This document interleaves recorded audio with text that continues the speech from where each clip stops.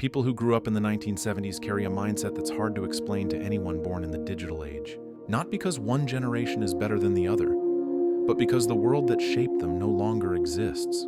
Their childhood was quieter, riskier, freer, and strangely more demanding. And those early years quietly shaped how they think, trust, argue, love, and handle life today. Back then, childhood came with very little supervision. You didn't have a phone in your pocket. No GPS, no instant updates. If you left the house, you were simply gone. Hours could pass and no one panicked. You had a bicycle, a few friends, scraped knees, and one rule that mattered: be home before dark. Even that rule was flexible. Psychologically, that kind of freedom does something powerful. It builds an internal sense of direction. People from that era developed a deep belief that says, "I'll figure it out," even when they don't know how yet. That voice still lives in them today.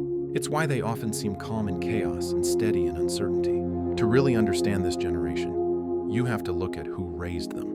Many were raised by parents who lived through war, poverty, or serious hardship. Those parents didn't talk much about emotions. They didn't complain, they survived. And without realizing it, they passed that survival mindset down. Responsibility wasn't explained, it was expected. You helped, you fixed things. You adapted. If something broke, you repaired it. If something went wrong, you adjusted. Waiting for help wasn't an option, you were the help. That environment teaches a child something very simple but very strong. Life is serious, but you can handle it. People from the 1970s learned to be dependable because they had to be. They saw adults work long hours without applause. They saw neighbors help each other quietly. No posts, no validation. Just real life being handled in real time. That's why many of them feel mentally older than their age. Their maturity didn't come from books or advice. It came from watching reality up close. They also sit in a unique position in history. They are the bridge between two worlds. One foot in a time without screens, noise, or constant distraction.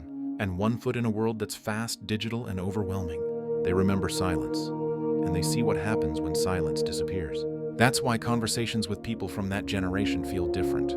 They're grounded, present, not trying to impress you, not chasing attention. Their confidence comes from having been tested early, not praised early. Now look at the generation born after the 2000s. They grew up online.